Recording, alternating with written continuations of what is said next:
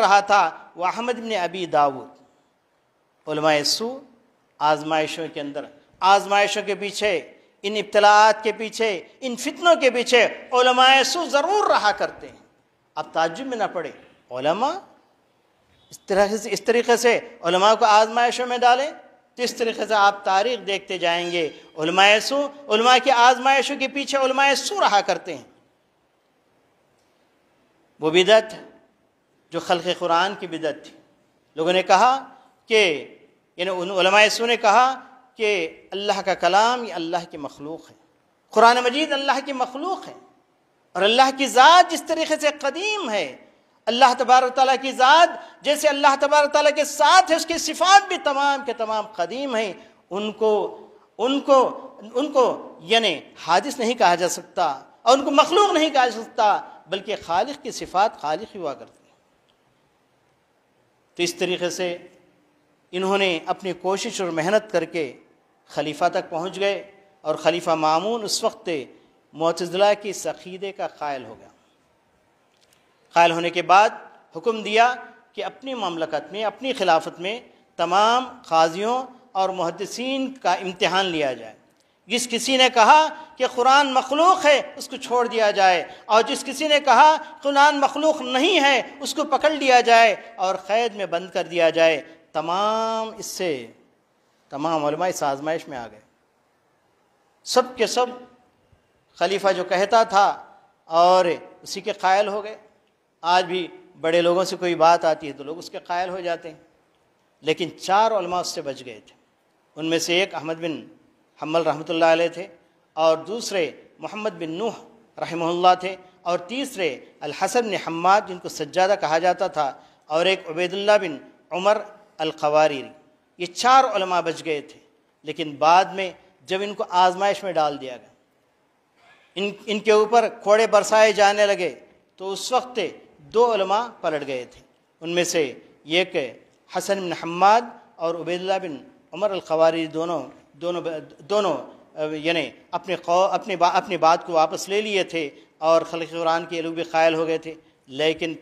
لیکن ثبات قدمی کے ساتھ جو جمے رہے وہ احمد بن حنبل اور محمد بن نوح، یہ دونوں جم گئے تھے، اور انہیں خلیفہ کے پاس لے جایا جا رہا تھا۔ تو اس وقت امام محمد بن حنبل رحمۃ اللہ علیہ ایک دعا کر رہے تھے، اور جس وقت ایک عالم دین آزمائش میں مبتلا ہوتا ہے، بلکہ جو مظلوم ہوتا ہے تو مظلوم کی دعا تو اللہ تبارک تعالیٰ کے پاس قابل قبول ہے، اور اگر ایک عالم دین آزمایا جائے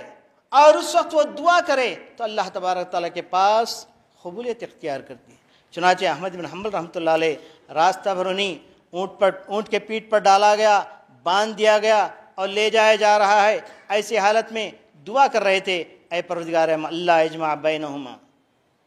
کہا کہ اے پروردگار اللہ یریاہ ولا یراہما۔ وہ یہ دعا کرتے تھے کہ اے پروردگار عالم، ہم کو خلیفہ وقت کے پاس، مامون کے پاس ہمیں نہ جمع، اور وہ ہمیں نہ دیکھے، ہم دونوں اس کو نہ دیکھیں۔ یہ دعا کر رہے تھے کہ راستے ہی میں خبر ملی کہ مامون کا انتقال ہو گیا۔ سبحان اللہ، یہ علماء کی دعائیں ہوتی ہیں، اور اس وقت جب کہ آزمائش میں مبتلا ہوتے ہیں، آزمائش میں جس وقت مبتلا ہوتے ہیں اور ان کی دعائیں قبول ہوتی ہیں، اس واقعے سے ہمیں یہ پتہ چلا۔ تو اس کے بعد امام محمد بن حنبل نے اللہ کا شکر ادا کیا، لیکن جب واپس ہو رہے تھے تو ایسے میں راستے ہی میں ان کے جو ساتھی محمد بن نوح کا انتقال ہو گیا اکیلے، اور محمد بن نوح کا انتقال ہونے سے پہلے راستے ہی میں لوگوں کو پتہ چلا کہ امام محمد بن حنبل کو مدینہ واپس لایا جا رہا ہے۔ ایسے میں ایک عربی بزرگ تھے، وہ باہر نکل کر امام احمد بن حنبل کو نصیحت کرتے ہیں، جن کو جابر بن عامر کہا جاتا ہے۔ آ کر امام احمد بن حنبل کو سلام کیا اور کہا کیا ہذا، اے امام، انک وافد الناس فلا تکن شؤما علیہم وانک رأس الناس اليوم فإیاک ان تجیبہم الی ما یدعونک الیہ فیجیبوا فتحمل اوزارهم فتحمل اوزارهم یوم القیامہ وان کنت تحب اللہ فاصبر علی ما انت فیہ فانہ ما بینک وبین الجنہ الا ان تقتل وانک ان لم تقتل تمت وان عشت حمیدا۔ انہوں نے نصیحت کی اور کہا اے ایمان تم واپس جا رہے ہو تو لوگوں کے لیے بدفعلی کا ذریعہ نہ بنو، یعنی تمہارے ذریعے کوئی بدفعلی نہ نکالے، اس لیے کہ آج تم لوگوں کے سردار ہو اور تم اس بات کو یاد رکھو وہ جس چیز کی طرف بلا رہے ہیں اس چیز کی طرف نہیں جانا، یعنی تم یہ نہیں کہنا کہ یعنی قرآن یعنی اللہ تبارک تعالیٰ کی مخلوق ہے۔ اگر تم ایسا کرو گے تو سارے لوگوں کا بوجھ تم اپنے اوپر اٹھا کر قیامت کے دن اٹھائے جاؤ گے۔ اگر آپ اللہ کو پسند کرتے ہیں، اللہ کو چاہتے ہیں تو صبر سے کام لو اور اسی پر جمے رہو جو بات تم کہتے ہیں، اس لیے کہ تمہارے اور جنت کے درمیان میں کچھ بھی نہیں کہ تم قتل کیے جاؤ۔ اگر تم قتل نہ کیے جاؤ تو ایک دن موت آ جائے گی، اگر تم زندہ رہو تو اگر اپنے قول پر تم جمے رہو تو اللہ اور لوگوں کے درمیان تمہاری تعریف کی جائے گی۔ امام احمد بن حنبل کہتے ہیں اور یہ بات جو انہوں نے مجھے نصیحت کی میرے عزم کے اندر استقلال پیدا ہو گیا اور اس کے اوپر میں جم گیا، جس چیز کی طرف بلا رہے تھے اس کا میں نے انکار کر دیا۔ پھر اس کے بعد جب وہ واپس آ گئے پتہ چلا کہ معتصم خلافت کا مالک بن چکا ہے، معتصم خلافت کا مالک بن چکا ہے اور ابن ابی داؤد اس کے ساتھ مل گیا ہے، یعنی جو سرغنہ تھا، معتزلہ کا جو سرغنہ تھا وہ اسے بادشاہ کے ساتھ مل گیا ہے۔ صالح امام احمد بن حنبل کے بیٹے کہتے ہیں کہ امام احمد بن حنبل کو جیل میں ڈال دیا گیا اور میں روزانہ جیل جاتا تھا اور وہاں پر الارجاء یہ کتاب انہوں نے جو لکھی تھی امام احمد بن حنبل، وہ کتاب پڑھ کر میں نے اپنے والد محترم کو میں نے سنایا اور اس قید خانے میں جس وقت ڈالا گیا امام احمد بن حنبل کہتے ہیں کہ ایک دم اندھیرا تھا، میں نے ہاتھ بڑھایا تو میرے ہاتھ کو ایک برتن ہاتھ لگی اور نماز کا وقت ہو چکا تھا، اس میں پانی تھا، میں نے وضو کیا اور مجھے پتہ نہیں تھا کہ قبلہ کدھر ہے، میں کھڑے ہو کر میں نے نماز پڑھی، جب صبح ہو کر دیکھا تو میں صحیح قبلے کی طرف نماز پڑھا۔ پھر معتصم نے کہا کہ اگر تم مجھ سے پہلے جو مامون خلیفہ تھا اس کے ہاتھ میں نہ ہوتے تو میں تمہیں چھیڑتا نہیں۔ تو یہ سن کر امام احمد بن حنبل کو امید چل پڑی، کہا کہ آج میرے لیے یعنی چھٹکارا ہے اور چھوٹ مل جائے گی، لیکن کہا بلایا علماء سو جو اطراف یعنی حاشیہ بنے ہوئے تھے خلیفہ کے، انہیں بلایا، جس میں شخص عبد الرحمن تھا، کہا کہ ان سے مناظرہ کرو۔ اس نے کہا کہ ما تقول فی القرآن، تو یہاں دیکھیے عام طور پر خلق قرآن کیا ہے، یہ مسئلہ کیا ہے لوگوں کو سمجھ میں نہیں آتا، اس واقعے سے آپ کو سمجھ میں آ جائے گا۔ ما تقول فی القرآن، اے احمد بن حنبل تم قرآن کے بارے میں کیا کہتے ہو؟ امام احمد بن حنبل نے کوئی جواب نہیں دیا۔ معتصم نے کہا کہ جواب دیجئے۔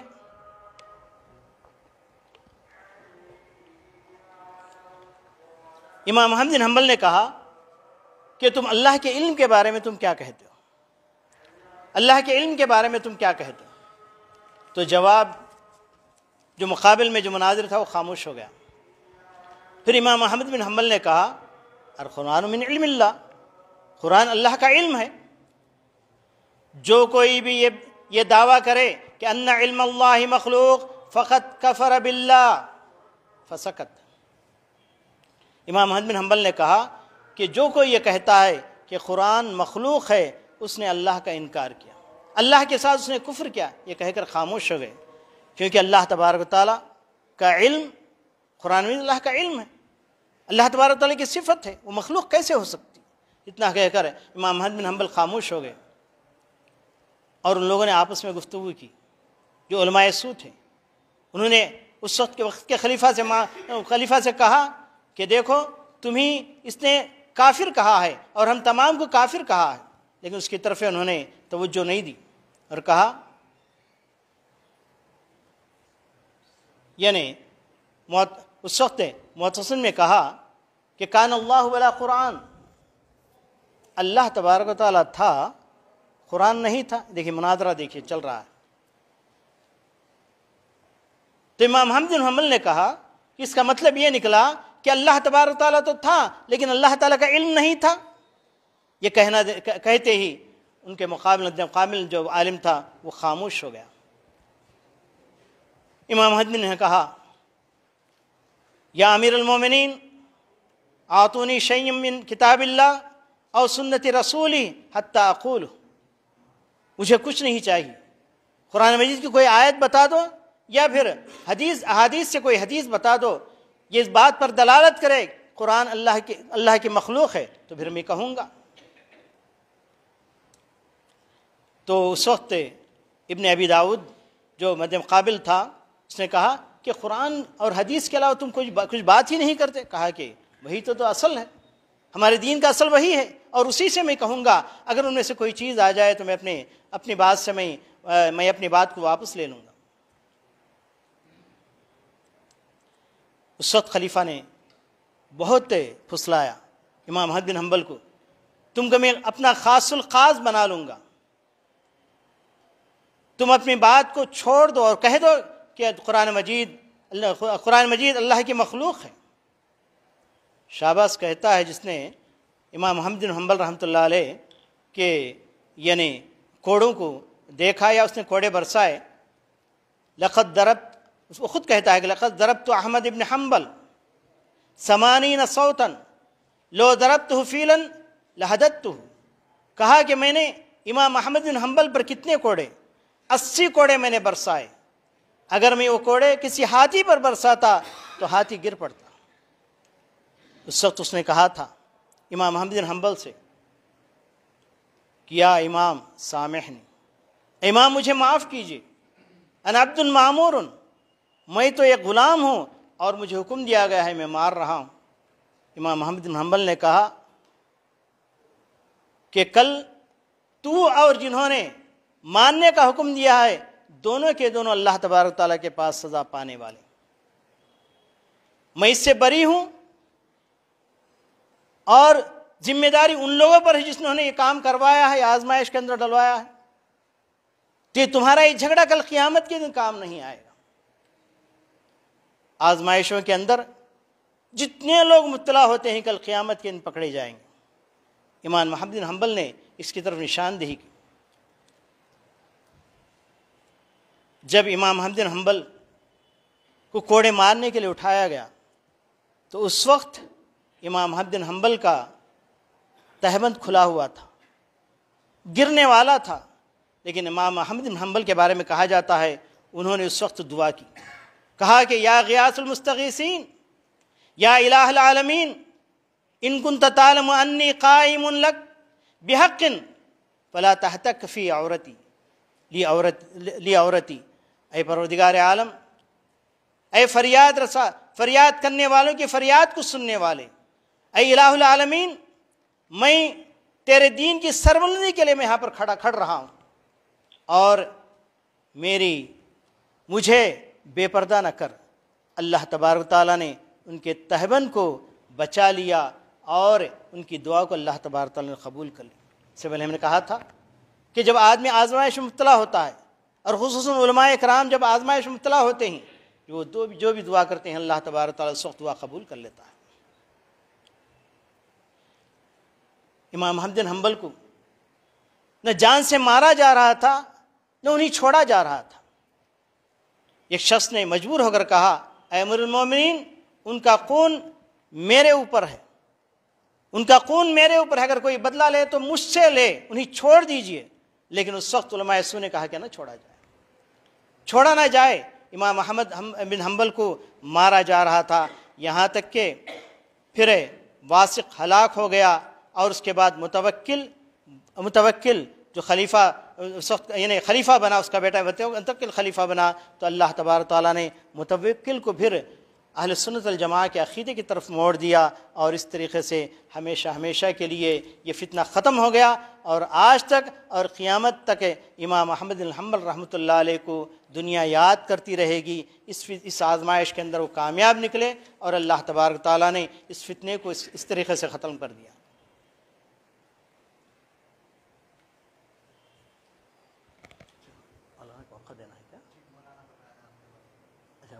تھوڑی دیر کر سکتا ہوں میں ختم کر لوں گا انشاءاللہ۔ تو امام احمد بن حنبل رحمۃ اللہ علیہ آزمائش کے بعد انہوں نے کسی سے انتقام کا مطالبہ نہیں کیا، اور وہ آیت پڑھا کرتے تھے،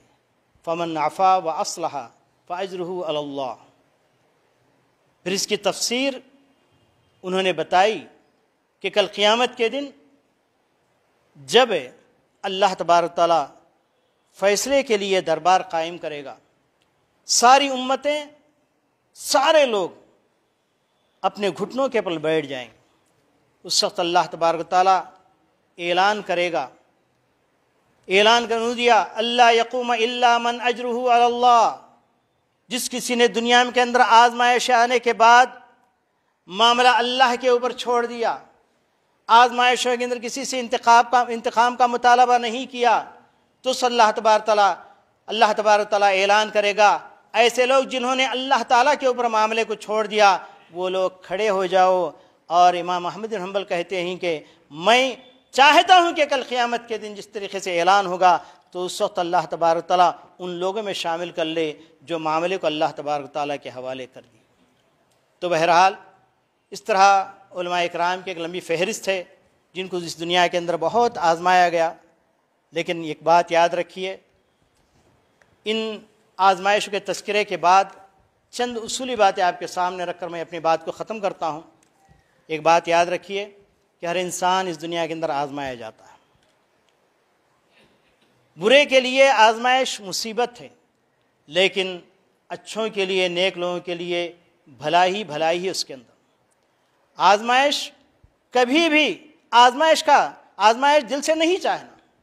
فتنوں کے اندر پڑنا کوئی پسند نہ کریں، کیونکہ یہ اپنے اصول کے خلاف ہے۔ ہاں، اگر فتنوں میں پڑ جائے تو صبر سے کام لیں، اور ایمان جتنا انسان کا بڑا ہوا ہوگا اتنا ہی اس دنیا کے اندر آزمایا جائے گا، کیونکہ انبیاء علیہ السلام سب سے زیادہ آزمائے گئے، اس کے بعد جو انبیاء کی جتنا قریب ہیں وہ اتنا اس دنیا کے اندر آزمائے جائیں گے۔ ایمان کے ساتھ اگر آزمایا جائے تو انسان کو مصیبت نہیں لگے گی، بلکہ اس مصیبت کے اندر بھی مزہ آئے گا۔ جیسا کہ مریم فرعون کی بیوی کو جس وقت تختے پر لٹکایا گیا تو اس وقت ایک کیلا ٹھوکا جا رہا تھا، تو انہیں اس سے درد محسوس نہیں ہوتا تھا، بلکہ بہت ہی آرام محسوس ہوتا تھا، اور انہیں جنت بتائی گئی، اور وہ خوش ہو کر یعنی مسکرا اٹھی۔ بلکہ یہ آزمائش ہے جس کے اندر آدمی اگر مار بھی دیا جائے تو کل قیامت کے دن وہ شہید تمنا کرے گا کہ پروردگار عالم، وہ وقت جس وقت مجھے مارا گیا، جس وقت مجھے شہادت نصیب ہوئی، وہ وقت دوبارہ مجھے لے آ، تاکہ وہ مزہ، وہ آرام، اور جو مزہ اس وقت محسوس ہوا تھا وہ مزہ میں دوبارہ حاصل کر سکوں۔ آزمائش کے بغیر کوئی عالم نمایاں مقام حاصل نہیں کیا ہے اور نہ ہی حاصل کر سکے گا۔ آزمائش آئیں گی، آزمائش کا صبر کرنے کے بعد ہی انسان سرخرو ہوتا ہے۔ آزمائش کے بعد اللہ پر معاملہ چھوڑ دے، انتقام کے چکر میں نہ پڑے، اس لیے کہ بہت بڑا مرتبہ ہے۔ آزمائش کے بعد اگر ہم اپنے اصل دین کے اوپر قائم ہیں تو اللہ تعالیٰ کا شکر ادا کرے، اس نے کیا چھینا جس نے آزمائش میں مبتلا کیا، جس نے مجھے آزمایا اس نے کیا چھینا، زیادہ سے زیادہ مجھے کچھ تھوڑی تکلیف دے دی، لیکن میرا دین تو سلامت ہے، اس پر اللہ تعالیٰ کا شکر ادا کرے۔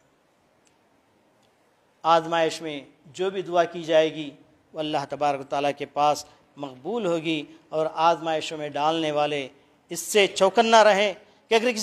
کسی پر ظلم کر رہا ہے تو وہ یعنی اس کی دعا اسے لگے گی، اور اس دنیا ہی کے اندر ہے وہ تمام یعنی اس کی بد دعائوں کا نتیجہ اس دنیا ہی کے اندر وہ دیکھ لے گا۔ تو اس طریقے سے یہ چند اصولی باتیں تھیں۔ اللہ تبارک تعالیٰ سے دعا کرتا ہوں کہ اللہ تبارک تعالیٰ ہر آزمائش سے ہمیں بچائیں، اور آزمائش اگر کوئی آ جائے تو اللہ تبارک تعالیٰ اس کے اندر ہمیں ثبات ختمی عطا فرمائے، اور اس دنیا کے اندر اس مسلمان جو آزمائے جا رہے ہیں اللہ تبارک تعالیٰ انہیں ایمان سے نوازے، اور انہیں اللہ تبارک تعالیٰ ثبات ختمی عطا فرمائے تاکہ ان کے قدم نہ لرز جائیں، بلکہ اللہ تبارک تعالیٰ ان آزمائشوں کے بعد اللہ تبارک تعالیٰ نے جو وعدہ کیا ہے سرخ روئی کا، اللہ تبارک تعالیٰ تمام مسلمانوں کو جو آزمائے جاتے ہیں، تمام علماء اکرام کو بالخصوص جو آزمائے جاتے ہیں، اللہ تبارک تعالیٰ وہ بلند مرتبہ اللہ تبارک تعالیٰ عطا فرمائے جس بلند مرتبہ کا اللہ تبارک تعالیٰ نے وعدہ کیا ہے۔ ربنا تقبل منا انک انت السمیع العلیم وتب علینا انک انت التواب الرحیم، وآخر دعوانا الحمد للہ رب العالمین۔